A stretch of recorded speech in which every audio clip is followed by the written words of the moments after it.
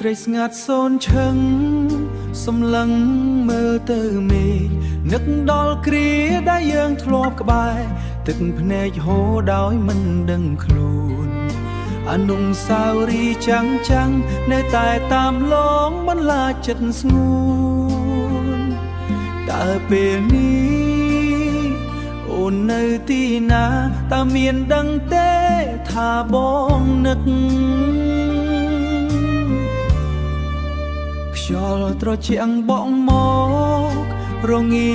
ដល់បេះដូងពាក្យសន្យាក្រោមពន្លច័ន្ទបងនៅតែចងចាំមិនភ្លេច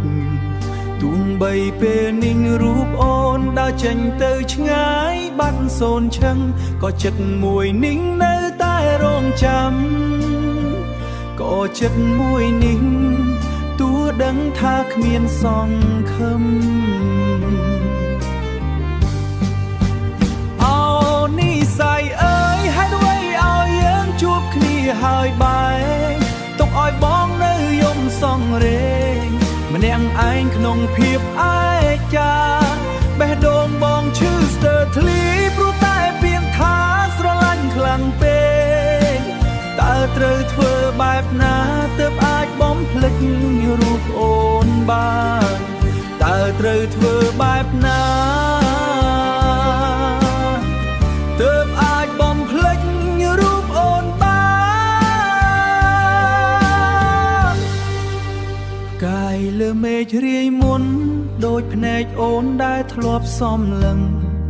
បងនៅតែសួរខ្លួនឯងថាតើបងខំត្រង់ណាខ្លាំងគ្រប់យ៉ាងដែលបងផ្ដល់ឲ្យមិនទាន់គ្រប់គ្រាន់សម្រាប់អូនឬ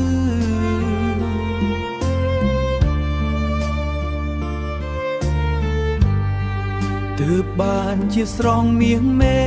បងចោលឥតមេត្តាតើត្រូវធ្វើបែបណាទើបអាចបំភ្លេចរូបអូនបាន